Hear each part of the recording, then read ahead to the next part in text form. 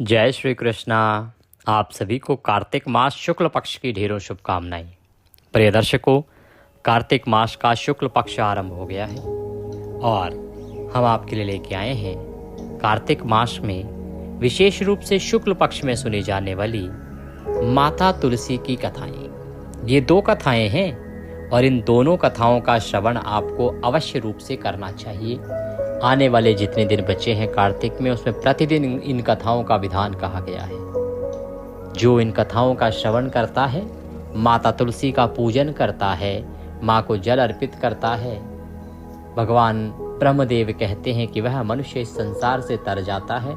जब तक इस पृथ्वी लोक पर रहता है तब तक वह सभी सुख ऐश्वर्यों को भोगता है और अंत में भगवान नारायण की कृपा से वैकुंठ में वास करता है। आप कार्तिक स्नान कर रहे हैं या नहीं कर रहे हैं, परंतु कार्तिक में यदि आप ये तुलसी की कथाएं प्रतिदिन सुनते हैं और माता तुलसी का पूजन करते हैं, दीपदान करते हैं या जल अर्पित करते हैं, कोई एक कर्म भी कर लेते हैं तो उससे भी आपका कल्याण हो जाता है। तो अपने कार्तिक स्नान के पुण्य को बढ़ाइए और आइए श्रवण करते हैं माता तुलसी की ये दोनों कथाएं। आपसे निवेदन है कि ये माता तुलसी की कथाओं का वीडियो है तो कृपया वीडियो को एक बार लाइक अवश्य कर दीजिएगा। परमेश्वर वासुदेव की कृपा प्राप्त करने के लिए, कार्तिक स्नान को सफल बनाने के लिए कमेंट बॉक्स में अवश्य लिखिएगा जय माँ तुलसी या तुलसी सालिग्रामाय नमः। ये मंत्र कार्तिक मास में जितने लिखे जाएंगे उतना कल्याण होगा। आप देख रहे हैं देवभूमि ज्योतिष संस्थान का प्रतिष्ठित यूट्यूब चैनल देवभूमि धार्मिक। हम यहाँ सभी व्रत और त्योहारों की सही शास्त्रीय जानकारी प्रदान करते हैं। ज्योतिष शास्त्र और पंचांग के आधार पर बताते हैं कौन सी तिथि कब है, व्रत आदि कब करना है, क्या विधि है, क्या नियम है। यदि आप सभी व्रत और त्योहारों की सही शास्त्रीय जानकारी पाते रहना चाहते हैं तो कृपया चैनल को सब्सक्राइब कीजिए और बेल आइकन को प्रेस कीजिए। जब आप सब्सक्राइब का बटन दबाएंगे तो वहाँ एक घंटी का निशान बना हुआ आएगा, उसको अवश्य दबाइएगा, तभी आपको हमारे सारे वीडियो प्राप्त होंगे, अन्यथा आपसे जानकारी छूट जाएगी। आइए अब हम आरंभ करते हैं माता तुलसी की पुण्यदायिनी कथा। एक समय की बात है, भगवान शिव ने अपने तेज को समुद्र में फेंक दिया था। समुद्र में जब वह तेज जा गिरा तो उससे एक महातेजस्वी बालक ने जन्म लिया। यह बालक क्योंकि जल के भीतर जन्मा था, इसीलिए इसका नाम रखा गया जलंधर। और आगे चलकर यह जलंधर नामक बालक एक पराक्रमी दैत्य राजा बना। इसकी राजधानी का नाम जलंधर नगरी था। जलंधर एक अत्यंत ही प्रतापी, क्रूर और बलशाली राक्षस राज था। समय आने पर दैत्यराज कालनेमी की कन्या वृंदा का विवाह जलंधर से किया गया। जलंधर महाराक्षस था। अपनी सत्ता के मद में चूर उसने माता लक्ष्मी को पाने की कामना से युद्ध किया। जलंधर ने विचार किया कि क्यों ना लक्ष्मी को प्राप्त किया जाए और अपने घर लेके आया जाए। वह डूब गया था वासना में, लक्ष्मी को प्राप्त करना चाहता था, अतः उसने वैकुंठ पर आक्रमण कर दिया और महाभीषण युद्ध किया। परंतु माता लक्ष्मी क्योंकि समुद्र से ही उत्पन्न हुई थी और जलंधर भी समुद्र से ही उत्पन्न हुए थे, अतः समुद्र से ही उत्पन्न होने के कारण माता लक्ष्मी ने उसे अपने भाई के रूप में स्वीकार किया। इस प्रकार वहां से पराजित होकर वह देवी पार्वती को पाने की लालसा से कैलाश पर्वत पर गया। तो जलंधर ने पहले माता लक्ष्मी को प्राप्त करना चाहा। जब उसे पता लगा कि वो तो उनकी बहन है तो उसने रुख किया कैलाश की ओर कि अब मैं देवी पार्वती को प्राप्त करके रहूंगा। और इसी लालसा से उसने कैलाश पर आक्रमण कर दिया और भगवान शिव के गणों के साथ भयंकर युद्ध लड़ने लगा। वह युद्ध अनेकों वर्षों तक चलता रहा। भगवान शिव वहां युद्ध में व्यस्त हो गए और वह मायावी राक्षस भगवान शिव का ही रूप धरकर माता पार्वती के समीप गया। परंतु मां ने अपने योग बल से उसे तुरंत पहचान लिया तथा वहां से अंतर्ध्यान हो गई। देवी पार्वती ने क्रुद्ध होकर सारा वृतांत भगवान विष्णु को सुनाया, क्योंकि भगवान शंकर तो युद्ध में व्यस्त थे। और जब ये घटना घटित हुई तो देवी पार्वती ने भगवान विष्णु का स्मरण किया और उन्हें सारा वृतांत कह सुनाया। अब भगवान विष्णु इतने समय से व्यतीत थे, परेशान थे कि किस प्रकार से जलंधर को मारा जाए, क्योंकि वो स्वयं युद्ध लड़ चुके थे, जलंधर को पराजित नहीं कर पाए, मार नहीं पाए। उसी प्रकार इतना समय बीत जाने के बाद भी भगवान शंकर से वह मारा नहीं जा रहा था। कारण था जलंधर की जो पत्नी वृंदा थी वो अत्यंत ही पतिव्रता थी, और पतिव्रता का जो तेज है, पतिव्रता की जो शक्ति है, उसके आगे देवता भी नतमस्तक होते हैं। यदि किसी की पत्नी पतिव्रता हो तो उस मनुष्य का देवता भी कुछ नहीं बिगाड़ सकते। और वृंदा के उस सतीत्व के कारण, पतिव्रता धर्म के निभाने के कारण ही जलंधर अभी तक जीवित था। परंतु जैसे ही ये घटनाक्रम हुआ कि जलंधर भगवान शंकर का रूप धारण करके माँ पार्वती के पास आया, उससे भगवान श्री हरि विष्णु के मन में भी एक विचार उत्पन्न हुआ। विचार कि क्यों ना वो भी जलंधर का रूप धारण करके वृंदा के सामने चले जाएं, इससे उसका सतीत्व भंग करने का प्रयास करें। अतः उन्होंने इसी विचार को आगे बढ़ाने का निर्णय किया। भगवान ने विचार किया कि यह अत्यंत क्रूर और मायावी राक्षस है, यह सभी के लिए अहितकर है, हानिकारक है। और क्योंकि ये परास्त तो होता है, मारा तो जाता है, परंतु पत्नी के सतीत्व और पतिव्रता धर्म के कारण यह बार बार जीवित हो जाता है। अतः क्यों ना उसका पतिव्रत धर्म ही भंग किया जाए, क्योंकि यह करना बड़ा आवश्यक है। इसी कारण भगवान विष्णु ने ऋषि का वेश धारण किया और ऋषि का वेश धारण करके वन में जा पहुंचे। वन में वहां जहां वृंदा अकेली भ्रमण कर रही थी, भगवान के साथ 2 मायावी राक्षस भी थे, जिन्हें देखकर वृंदा भयभीत हो गई। ऋषि ने वृंदा के सामने पल में दोनों को भस्म कर दिया। ऋषि के रूप में भगवान विष्णु थे। जब राक्षस उसे सताने लगे तो भगवान जो ऋषि के रूप में थे, उन्होंने वृंदा को बचाने के लिए उन दोनों राक्षसों को पल भर में ही समाप्त कर दिया, नष्ट कर दिया। ऋषि ने वृंदा के सामने जब उन दोनों को भस्म कर दिया तो उससे वृंदा अत्यंत प्रसन्न हुई और उनकी शक्ति देखकर वृंदा के मन में एक प्रश्न उत्पन्न हुआ। वह सोचने लगी कि ये इतने बड़े साधु हैं, इतने बड़े सन्यासी हैं, क्यों ना मैं इनसे मेरे पति के विषय में जानूं कि मेरे पति कैलाश पर्वत पर हैं, महादेव के साथ युद्ध कर रहे हैं, तो वो किस अवस्था में हैं। अतः उसने ऋषि को प्रणाम किया और प्रणाम करके वृंदा ने कैलाश पर महादेव के साथ युद्ध कर रहे अपने पति जलंधर के बारे में पूछा। ऋषि ने अपनी माया जाल से 2 वानर प्रकट किए। एक वानर के हाथ में जलंधर का सिर था तथा दूसरे के हाथ में धड़। अपने पति की यह दशा देखकर वृंदा मूर्छित होकर गिर पड़ी। ऋषि ने कहा कि ये तुम्हारे पति हैं, इनको मैंने वहां से मंगा लिया है और इनकी मृत्यु हो गई है। जब उनका सर और धड़ अलग देखा तो वृंदा इसे देखकर मूर्छित हो गई और बेहोश हो गई। होश में आने पर उन्होंने ऋषि रूपी भगवान से विनती की कि वह उसके पति को जीवित कर दें। अब उसे तो विश्वास था कि ये जो ऋषि हैं बड़े तपस्वी हैं, बड़े दयालु हैं, बड़े कृपालु हैं और बड़ी शक्ति है इनके पास। अतः उसने बारंबार प्रार्थना की कि हे ऋषिवर, इन्हें पुनः जीवित कर दो, इन्हें पुनः जीवित कर दो। अब ऋषि के रूप में तो भगवान विष्णु थे, जो स्वयं सबसे बड़े मायावी हैं। अतः उन्होंने माया से उस जलंधर के सर को उसके धड़ से जोड़ दिया, परंतु स्वयं भी वह उसी शरीर में प्रवेश कर गए। जो शरीर उन्होंने माया से बनाया था साधु के रूप में, उसी शरीर का जो धड़ था और जो सर था उसको जोड़ा और स्वयं उस शरीर के भीतर ही प्रवेश कर गए। और वृंदा को इस छल के विषय में तनिक भी आभास न हुआ और वह जलंधर के शरीर के रूप में खड़े हो गए।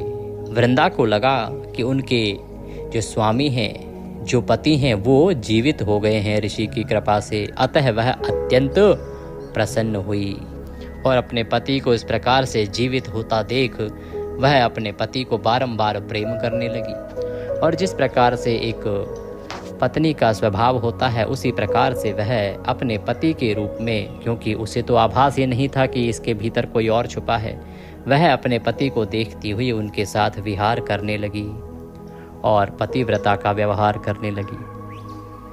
अब क्योंकि उसके भीतर नारायण थे, वो उनका असली पति तो था नहीं, अतः उसका सतित्व जो है वो भंग हो गया। वृंदा का सतित्व भंग हो गया। उसका सतित्व भंग हो जाने के कारण वृंदा का जो पति था, जो बार बार उसके सतित्व के कारण जीत जाता था, वह युद्ध हार गया और मृत्यु को प्राप्त हो गया। इस सारी लीला का जब बहुत समय बीत जाने पर एक दिन वृंदा को एहसास हुआ कि विष्णु ने उनके साथ छल किया है, अतः वह बहुत अधिक क्रुद्ध हो गई। उन्हें बहुत क्रोध आया और क्रुद्ध होकर भगवान विष्णु को हृदयहीन शिला होने का श्राप दे दिया कि तुमने मेरा सतित्व भंग किया है। विष्णु, तुम एक हृदयहीन अर्थात पाषाण शिला बन जाओ, जिसके भीतर दिल ही ना हो। अपने भक्त के श्राप को भगवान विष्णु ने स्वीकार किया और वो एक शिला बन गए, जिसे शालिग्राम कहते हैं। सृष्टि के पालनकर्ता के पत्थर बन जाने से ब्रह्मांड में असंतुलन की स्थिति हो गई। यह देखकर सभी देवी देवताओं ने वृंदा से प्रार्थना की कि वह भगवान विष्णु को श्राप मुक्त कर दे, अन्यथा यह सृष्टि चल नहीं पाएगी। वृंदा ने भगवान विष्णु को श्राप मुक्त कर स्वयं आत्मदाह कर लिया, अपने आप को अग्नि में भस्म कर दिया। जहां वृंदा भस्म हुई वहां तुलसी का पौधा उगा और भगवान विष्णु ने वृंदा से कहा, हे वृंदा, तुम अपने सतित्व के कारण मुझे लक्ष्मी से भी अधिक प्रिय हो गई हो।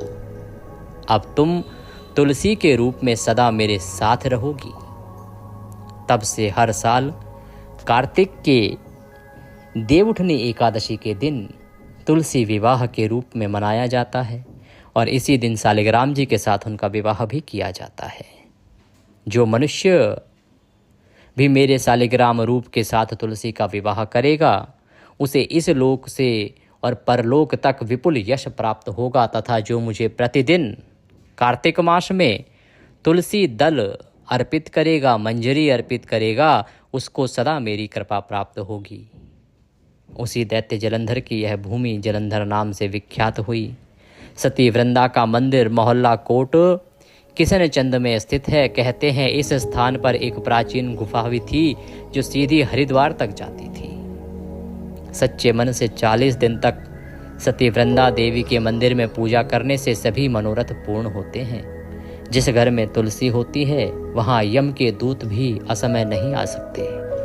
मृत्यु के समय जिनके प्राण मंजरी रहित तुलसी और गंगा जल मुख में रखकर निकल जाते हैं, वह पापों से मुक्त होकर वैकुंठ धाम को प्राप्त होते हैं। जो मनुष्य तुलसी व आंवलों की छाया में अपने पितरों का श्राद्ध करते हैं, उसके पितृ मोक्ष को प्राप्त हो जाते हैं। बोलिए तुलसी महारानी की जय। इसी के साथ यह तुलसी माता की कथा यहाँ पूर्ण होती है। अब हम तुलसी माता की दूसरी कथा सुनेंगे। बुढ़िया माई की कथा है कि कैसे वह बुढ़िया माई कृष्ण जी का कांधा मांगती हैं। इन कथाओं को आपको प्रतिदिन कार्तिक मास में अवश्य सुनना चाहिए। आइए दूसरी कथा आरंभ करते हैं। यदि कुछ और कहना चाहते हैं, पूछना चाहते हैं तो स्क्रीन पर नंबर आ रहा है, व्हाट्सएप के माध्यम से जुड़ सकते हैं या कमेंट बॉक्स में लिखकर भी पूछ सकते हैं। दक्षिणा स्वरूप यदि कुछ भी भेजना चाहते हैं तो जो 900 से आपके सामने नंबर है उस पर भेज सकते हैं, या QR कोड भी आपके सामने आ रहा होगा, उसको स्कैन करके भी भेज सकते हैं। वह भी हमारे सीधे बैंक खाते से जुड़ा हुआ है। आइए दूसरी कथा आरंभ करते हैं। कार्तिक का महीना था। कार्तिक के महीने में एक बुढ़िया माई थी। वो बुढ़िया माई तुलसी जी को प्रतिदिन सींचती थी, प्रतिदिन जल देती थी, उनका पूजन करती थी। प्रतिदिन जहाँ तुलसा माई थी उस आंगन में जाती, तुलसा माई को सींचती, उनको जल आदि देती, उनका पूजन करती और कहती कि हे तुलसी माता, सत की दाता, मैं तेरा बिड़ला सींचती हूँ, मुझे बहू दे, पीताम्बर की धोती दे, मीठा मीठा घास दे, वैकुंठ में वास दे। चटक की चाल दे, पटक की मौत दे, चंदन काट काट दे, रानी सा राज दे, दाल भात का भोजन दे, 11 की मौत दे, कृष्ण जी का कंधा दे। तो इस प्रकार से वह माता को, तुलसी माता को सींचते हुए मांगती, कहती कि पीताम्बरी की धोती दे। पीताम्बर जो होता है ना, भगवान कृष्ण पहनते हैं पीताम्बर, पीली धोती होती है एक प्रकार की। मीठा मीठा घास दे, अर्थात हे माँ तुलसी मुझे अच्छा अच्छा भोजन दे, मुझे अच्छा अच्छा भोजन खाने को मिले, स्वादिष्ट भोजन खाने को मिले। चटक की चाल दे, अर्थात मैं सदा स्वस्थ रहूं, निरोगी रहूं, चलती फिरती रहूं, किसी प्रकार की कोई शारीरिक परेशानी बीमारी मुझे ना घेरे। पटक की मौत दे, अर्थात जब मृत्यु आए तो मैं तड़पूं ना, ऐसा नहीं कि मैं रोगग्रस्त हो जाऊं और बहुत समय तक मुझे बिस्तर पर पड़े रहना पड़े। बस मैं चलती फिरती भक्ति करती करती एक पल में ही मृत्यु को प्राप्त हो जाऊं, ऐसी मौत देना। ऐसे नहीं कि मैं परेशान होती रहूं और तड़पती रहूं। चंदन का काठ दे, अर्थात जो काठ हो वह चंदन की लकड़ी का हो, और रानी सा राज दे।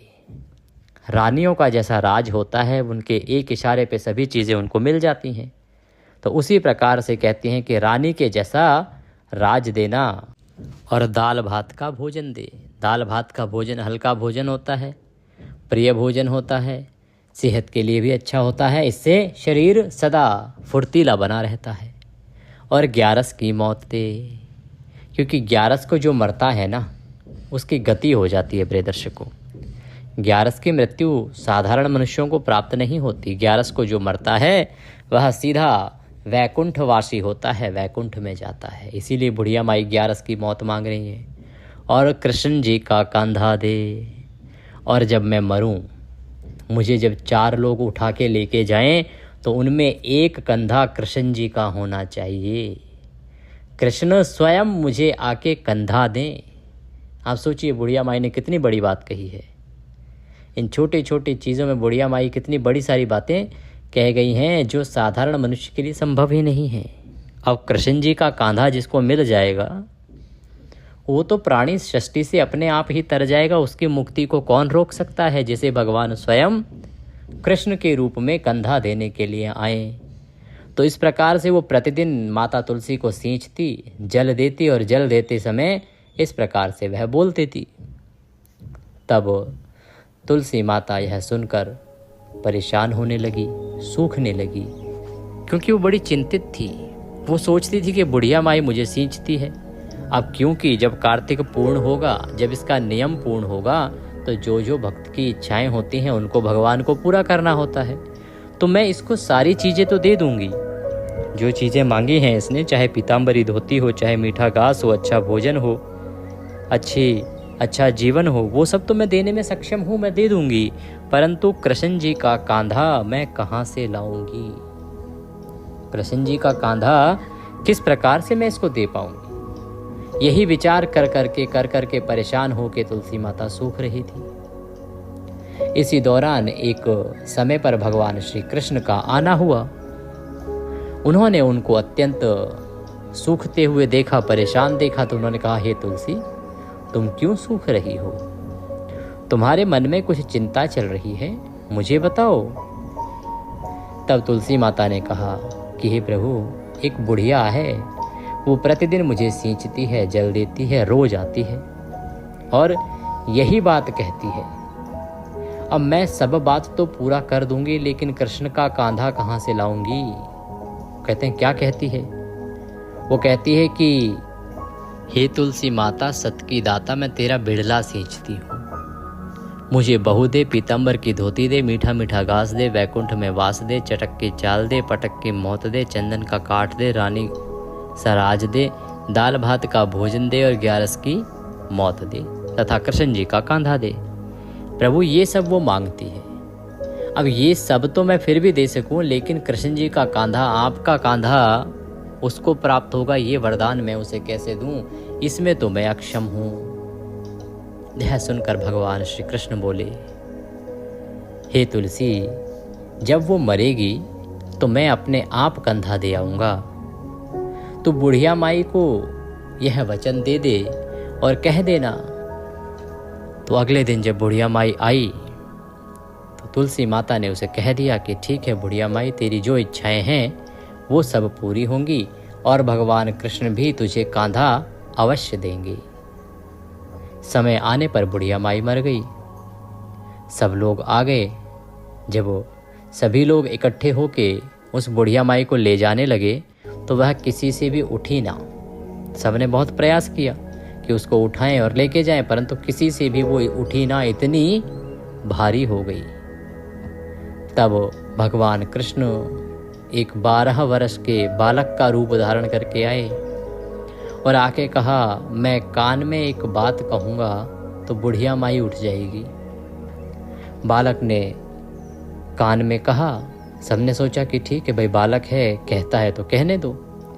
तो बालक रूपी भगवान श्री कृष्ण ने बुढ़िया माई के कान में कहा। कहते हैं कि बुढ़िया माई मन की निकाल ले, पीताम्बर की धोती ले, मीठा मीठा घास ले, वैकुंठ का वास ले, चटक की चाल ले, पटक की मौत ले और कृष्ण जी का कांधा ले।